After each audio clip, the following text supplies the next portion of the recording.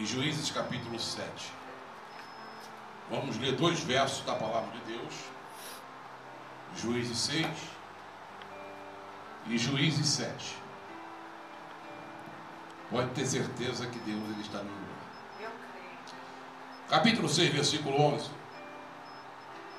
Diz assim: Então o anjo do Senhor veio e sentou debaixo do carvalho que estava em Ofra e que pertencia a Joás. Capítulo 7. Versículo de número 16. Então dividiu os 300 homens em 3 esquadrões e pôs nas mãos de cada um deles uma buzina, cântaro vazio com tocha deles acesa. Pode assentar quem tem assento. Eu estava ali tomando uma água, irmão, tomando um café, e Deus ministrava essa palavra no meu coração. Todos nós conhecemos o texto, né? Sabemos que o período dos juízes foram de 320. Há 350 anos que Deus levantou juízes para liderar o povo de Deus.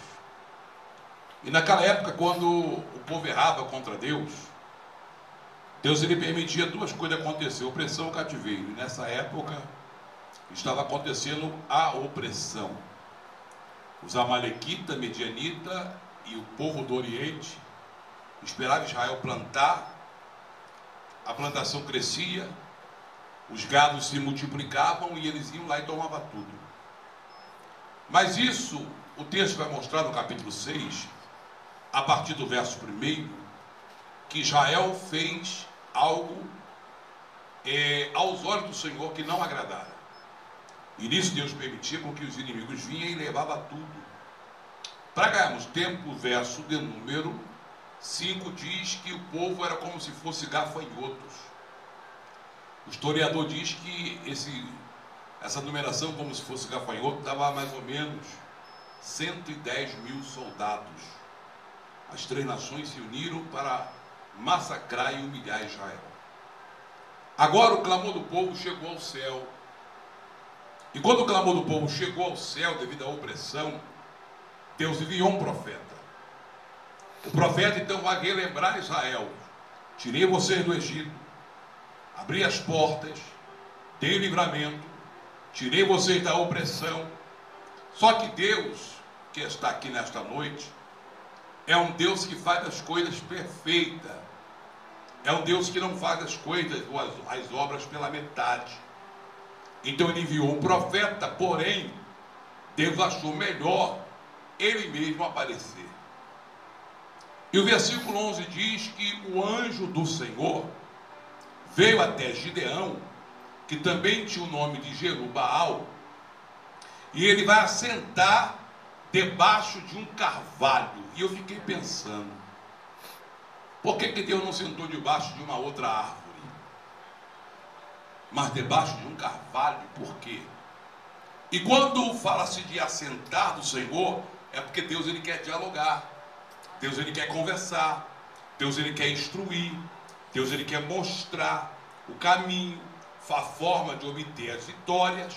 Então precisa-se de um tempo para dialogar com Deus. Deus ele tem prazer em dialogar com aqueles que têm sede, com aqueles que têm a vontade. Ele senta debaixo de um carvalho, e eu aprendi que o carvalho é uma das árvores mais resistentes ao sol, chuva, frio, calor, as estações do ano. Porque quando alguém planta o carvalho tem uma raiz muito grossa e ele vai começar a descer a terra abaixo. E ele começa a pegar as camadas da terra, e se ele encontrar pelo meio do caminho uma rocha, uma pedra que impeça, entre aspas, a raiz de descer, a raiz vai começar a insistir a bater na rocha. Só que a raiz do carvalho não consegue penetrar na rocha, porque a rocha ali é Cristo. A rocha, aleluia, pertence, a rocha simboliza o próprio Cristo. Então a rocha, ela está no caminho e a raiz ela está tentando descer. Ela vai entender que não consegue furar a rocha. Então a raiz do carvalho, ela vai se dividir em 3, vai dar a volta pelos lados e vai entrelaçar a rocha por baixo. E quando ela entrelaça as suas 3 pontas da raiz por debaixo da rocha, ela está dizendo o seguinte: achei uma sustentação para o meu crescimento. Fala para o teu irmão, a rocha que está aqui hoje é Jesus. Estamos sustentados nela. Por isso que Jesus vai dizer em Mateus: aquele que ouve as minhas palavras e obedece, vou compará-lo a um homem que edificou a sua casa sobre a rocha. Pode vir vento, tempestade, correr rio, só que a casa não vai cair, porque ela está edificada na rocha. E a rocha é Cristo. Agora, ele vai assentar debaixo desse carvalho. E quando o carvalho cresce, ele vai começar a jogar as pontas dos seus galhos. E vai começar a espalhar. E ele vai começar a descer. E quando ela começar a descer, ela vai provocar uma sombra. Preste bem atenção numa coisa. Quando ela vai trazer a sombra, por isso que Deus sentou debaixo de um carvalho. Porque tinha tempo para poder dialogar. Só que só tem sombra para quem está na luz. Já observou? Só produz sombra quem está na luz. Quem não está na luz não produz sombra. Aí alguém fala assim: a sombra do onipotente descansará. Salmo 91.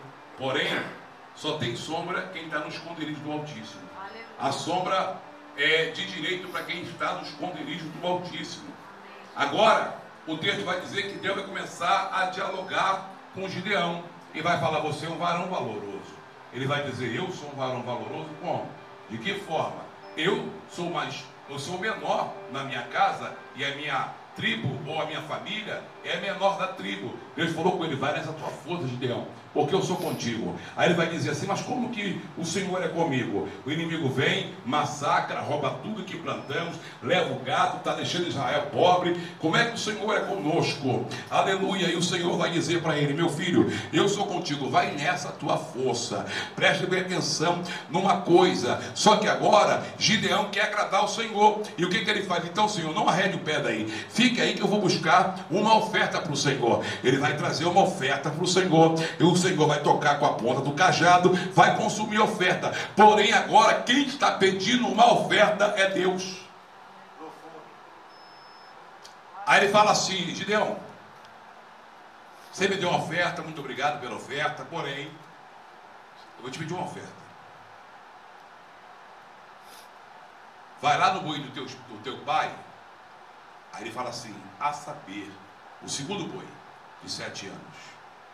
É esse que eu quero. É o segundo boi de 7 anos que eu quero. Traz ele para mim.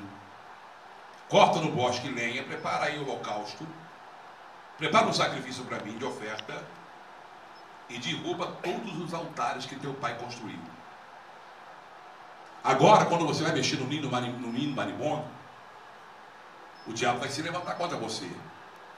Ele foi lá, pegou o boi, cortou no bosque e quebrou os altares que o pai dele edificou para Baal. E agora, quando ele faz isso, o Deus que está com ele vai dizer assim para ele: olha, Gideão, agora vai, porque eu vou te instruir. O capítulo 7 diz que agora o Senhor vai trazer a instrução para Gideão, porque ele recebe uma oferta, ele escolhe a oferta, Gideão obedece ao Senhor, e agora o nome dele vai passar a ser Jerubaal, porque Jerubaal significa aquele que contende com Baal. E agora o diabo vai se levantar contra Gideão. E o texto vai dizer o quê? Que o Senhor vem e orienta Gideão, dando estratégia para ele. Pega aí os homens, porque eu vou te orientar. E aí 32 mil soldados vai agregar Gideão. Só que do outro lado tem 110 mil soldados valentes, que quer massacrar Israel. E o interessante disso tudo é que o Senhor falou: olha, fala no ouvido de cada um, Gideão. Quem for covarde do caminho volta. E 22 mil voltaram. Ficou 10. Agora ele vai dizer assim: pega esses homens aí, leva para o rio e faz uma outra prova. O que beber água como um cão, dispensa. O que beber água vigilante, você separa ele. Sobrou 300, 9.700 foram embora. Ficou desaprovado. Agora só tem 300 homens contra 110 mil soldados. Só que Deus vai falar para ele: olha, Gideão, pega uma buzina e dê na mão de cada soldado. Pega um cântaro vazio Só que nesse cântaro vazio tem que ter uma tocha dele acesa. O cântaro vazio é uma espécie de vaso. Nós somos os vasos. Porém, tem que estar vazio de tudo aquilo que não agrada ao Senhor. E cheio do Espírito Santo de Deus. Esse vaso, esse cântaro, Gideão, tem que ter tocha nelas acesa.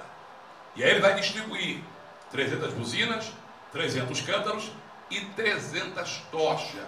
E agora o Senhor vai dizer para ele, olha, sobe o arraial e cerca o arraial do inimigo. Divide em 3 esquadrões. Agora tem 300 soldados cercando o arraial do inimigo. O inimigo não está sabendo do que está acontecendo. Agora, como pode uma tocha dentro de um cântaro, numa madrugada, de noite, o inimigo não vai ver, porque a luz ela vai operar. Ou seja, as trevas só operam enquanto a luz não chega.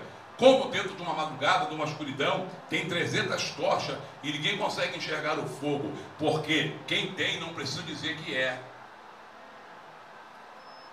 Quem tem não precisa dizer que é, porque é Deus que vai te apresentar na hora certa. Deus vai te honrar na hora certa. Quem crê nisso, irmãos? Deus vai te honrar na hora certa. Mas para isso você precisa criar uma história. Quando você deixa de fazer alguma coisa para Deus, você deixa de criar uma história. Quando você deixa de estender a mão para alguém, você deixa de criar uma história. E agora o texto vai dizer que eles têm que esperar a ordenança. E aí é que está o problema, porque muitas das vezes queremos nos precipitar, não queremos esperar no Senhor, não queremos esperar a ordem do Senhor. Você já imaginou como é que Josué ficou naquela situação do maior desafio dele? Foi para chegar na cidade de Jericó. Foi o maior desafio de Josué. O muro tinha 9 metros de altura e 6 de largura. Agora imagine uma fortaleza, está Josué lá embaixo, com aqueles homens cercando a cidade, e aí de repente alguém vai olhar para ele e falar, Josué, está maluco, só comeu o teu miolo, não tem condições de entrar na cidade, é uma fortaleza. O problema é que se você esperar do inimigo, ali não é surpresa. O problema é ser alguém do lado, que está contigo na batalha, que está contigo dia a dia. Fala, isso não vai dar certo. Isso não é de Deus. Você espera de fora, mas de dentro você não espera. E a traição vem de quem está perto, não vem de quem está longe. Já imaginou? Primeira volta. Uma cidade de 46 quilômetros quadrados. Sabe o que é isso? 46 quilômetros quadrados, dá uma volta, depois da outra, depois da outra, depois da outra. E Deus inverte. Não bota os armados na frente, não. Bota aqueles que tocam. Bota os adoradores na frente.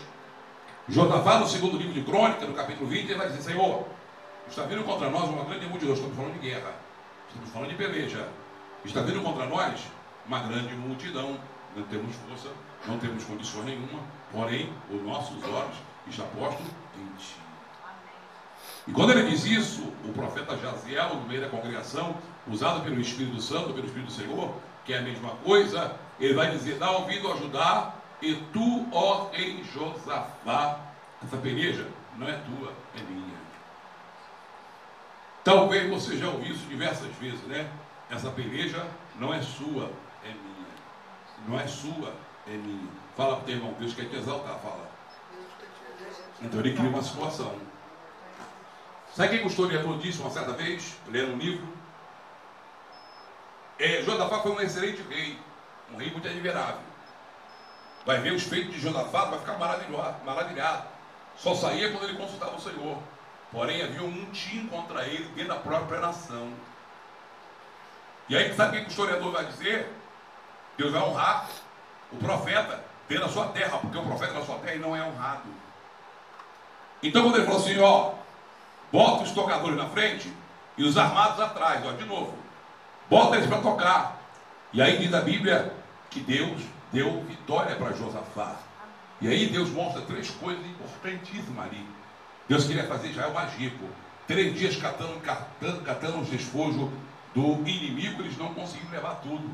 Deus queria exaltar o nome de Josafá no meio da sua nação. E Deus deu em todo o tempo do reinado de Josafá paz. Era 3 coisas que Deus queria fazer ali. E agora Deus vai usar Gideão como a estratégia para que o nome do Senhor fosse glorificado. Só que o inimigo, ele sabe da guerra. Ele conhece toda a guerra. Tem 300 soldados com buzina. Eles estão no alto esperando uma ordem. E Gideão falou, só vai atacar quando eu ordenar. Você já imaginou? Aí por que 300 buzinas? Porque a lei da guerra, no capítulo 20 de Deuteronômio, vai dizer o seguinte: o sacerdote passava a revista ao soldado e olhava e dizia: quem tem esposa, deixou noiva para poder casar, então vai para casa. Quem tem terra, quem tem propriedade, vai para casa. Por que ele dispensava? Porque uma pessoa que tem divisão, ou seja, está aqui dentro, mas está pensando nas coisas lá fora, naquilo que deixou lá fora, não está aqui por interesse de coração, está dividido. E aí eu lembro quando estava na boca de fumo, quando estava no tráfico de droga, um dia eu sentei com um vapor, um vigia do beco, e falei assim, pô, mas eu vou ficar quanto tempo? No ratinho, no foguete? Falei, rapaz, é uma responsabilidade muito grande a sua função. Mas por quê? Porque se você cochilar, todos morrem. Já entendeu a tua responsabilidade? Se você dormir, você morre e outros vão morrer. A segurança de quem está dentro depende de você. Deus, Ele quer que você seja sentinela. Deus, Ele quer que você esteja atento a tudo, vigilante a tudo. Para que você venha perceber o ardid de Satanás e combatê-lo no nome de Jesus. Mas para isso, você tem que estar fortalecido, cheio da graça, cheio do poder do Espírito Santo. Você precisa obedecer a quem está na liderança. Você precisa reconhecer quem é o teu superior.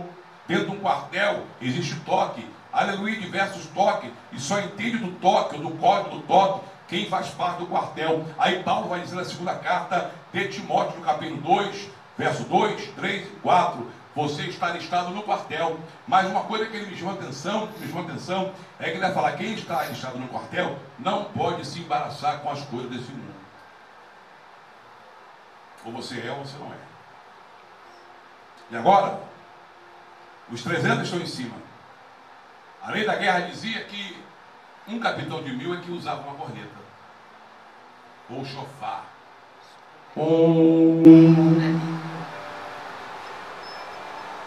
Aí o pai de Davi vai dizer assim no capítulo 17, 1 Samuel, capítulo 17, 1 Samuel, versículo 17. Davi, vem cá. Pegou o pequeno, Gideão era o menor da casa. Agora o Senhor pega Davi, vem cá, Davi. Pega os pães, leva para os teus irmãos na guerra. Capítulo 17, 1 Samuel, versículo 17. Só que no versículo 18 o Senhor vai deixar claro, ou seja, o pai vai deixar claro: os queijos levam para o capitão de 1000. Centurião de Cafarnaum era um oficial romano responsável por 100 soldados. Havia divisões de homens responsáveis por 50, por 100. Mas quem era capitão de 1000 não era qualquer um, era qualificado, era homem preparado. Talvez você convidou, eu convidei, fiz comercial, chamei, convidei, liguei, vou chegar lá na estação, passa lá e me pega. Mas não veio, por quê? Só vem quem Deus traz, irmãos. Porque para trazer alguém para atrapalhar é melhor ficar, porque pedra de tropeço tem que ficar para trás. Então no pouco Deus vai valer muito. E aqui nesta noite está os 300 aleluia de Deus valente.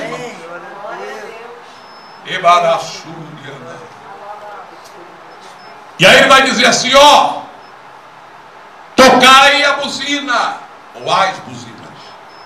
O inimigo ouve o som, porém não sabe quantas buzinas tem. Ele sabe que o som é de guerra, de ataque.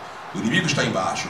E aí Deus, que não deixa dúvida, disse assim para Gideão: desce lá no arraial do inimigo, você vai ouvir tal conversa. E ele desce com seu pajem, com seu homem. E quando ele está descendo, aleluia, há 2 homens dentro de uma tenda conversando. Isso é muito interessante. E um vai falar assim: eu tive um sonho, rapaz. Eu tive um sonho. E aconteceu isso e isso no sonho. Aí ele vai dizer assim: sabe o que é isso? É a espada de Gideão. Gideão ouviu e falou: pá, está confirmada a vitória. Deus é comigo. Eu vou entrar numa peleja sem pelejar. É isso que o Senhor falou com Josafá: tu vai pelejar. Ou seja, eu que vou pelejar. É só parar e ver de um livramento do Senhor. Sou eu que vou agir, sou eu que vou fazer. É só parar e ficar na posição que eu quero. Quando eles quebraram os cântaros, aparece as 300 tochas. Olha só que interessante. E eles olham para o alto e vê 3 esquadrões. Cada esquadrão tem 100. Se é 3, tem 300. Se é 300, cada um tem uma buzina. A lei da guerra dizia, no capítulo de número 17, 18, 1 Samuel, que só carregava uma buzina quem era capitão de 1000. é 110 mil soldados contra 300. Agora, eles vão ouvir e vão ver o arraial cercado com 300 buzinas. O que eles imaginaram? Tem 300 mil homens que já cercou tudo. Deus criou uma linha imaginária. E Deus vai criar uma linha imaginária para confundir o seu adversário. Não precisa você ir lá bater boca, discutir, puxar cabelo, tirar satisfação. Não precisa. É isso que o diabo quer mesmo. Ele toque alguém para alguém ir lá e te desacatar. Aí você parte para a ignorância. Você paga na mesma moeda. Fica calado, deixa Deus agir. E aí, quando eles viram 300 tochas, imaginaram, tem 300 soldados, e a Bíblia diz o quê? Que eles mesmos se mataram. O que sobrou Israel foi lá e Deus deu vitória para Israel. Fica de pé. Ingrid, vem cá. Pega mais um hino aí, rapidinho. Eu creio, Senhor. Glória a Deus. Deus deu vitória para Israel, irmão. O importante, sabe o que eu fico imaginando? É Jesus sentado no poço com aquela mulher. Meio-dia. Não precisou de uma multidão. Precisou da pessoa certa. E da pessoa certa, Samaria foi conquistada. E agora o Evangelho entrou em Samaria. Amém? Eu vou te convidar para você vir aqui à frente, dentro do louvor. Não sei qual é o louvor que ela vai louvar. Mas eu vou convidar para orar pela tua vida. E vou entregar o microfone. Nós temos que confiar, não importa em circunstância. Eu saí do complexo alemão, falei, vou adorar, mas eu vim confiando. Porque eu sei que Deus está no negócio. E vamos continuar cavando poço. Deixa alguém entulhar os poços de Isaac. Abre outro. Abre outro. Eita, Jeová! Isaac não foi lá, como é que é, rapaz? Você... entulha, eu desentulho. Amém. Tenta sabotar, eu vou lá e conserto. A minha arma não é carnal, a minha arma é espiritual. A minha luta não é contra a carne, nem o sangue. É contra todas as potestades malignas que estão vencidas no nome de Jesus. Amém? Pode soltar? Pode soltar.